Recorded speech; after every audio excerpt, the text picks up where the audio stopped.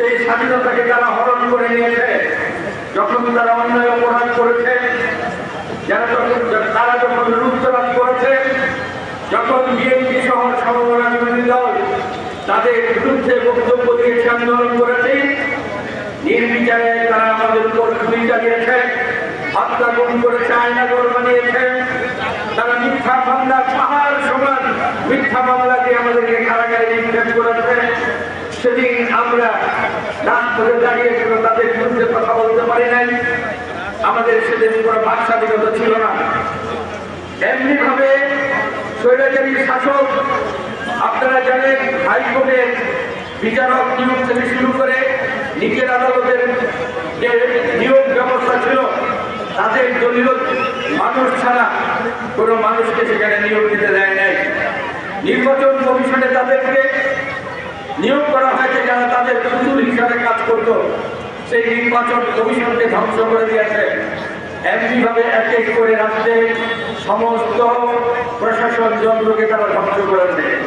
শুধু এখানেই শেষ নয়, মানুষের নিরাপত্তার জন্য পুলিশ বাহিনী, র্যাব, মিডিয়া, আপনারা জানেন জনগণের অর্থে তাদেরকে লালন পালন করা হয়। তাদের হাতে যে অস্ত্র, জনগণের অর্থ দিয়ে সেগুলো আমদানি করা হয়। এগুলো কেন দেওয়া হয় তাদের হাতে? মানুষের নিরাপত্তা বিধান করার জন্য। স্বৈরাচারী শাসক তাদেরকে ব্যবহার করেছে নিরস্ত্র মানুষের বুকে গুলি চালানোর জন্য। নিরস্ত্র মানুষের বুকে তারা গুলি চালিয়েছে এবং এই পুলিশ বাহিনী এবং বিভিন্ন বাহিনী রাষ্ট্রের কর্মচারী হয়ে রাষ্ট্রের মালিকের বিরুদ্ধে সেদিন আন্দোলনের সংগ্রামে লড়াই নেমেছে। আন্দোলনের তীব্র অবস্থা যখন চলছিল, তখন তারা নির্বিচারে গুলি করার পরে আন্দোলনকারী শুধু নয়, শিশুরাও তাদের হাত থেকে রেহাই পায় নাই। অনেক শিশুকে মৃত্যুবরণ করতে হয়েছে।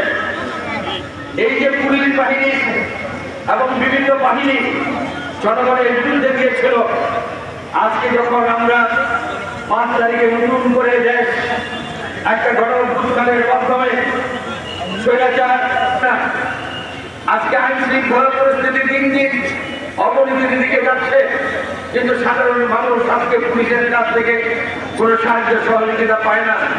কারণ কি?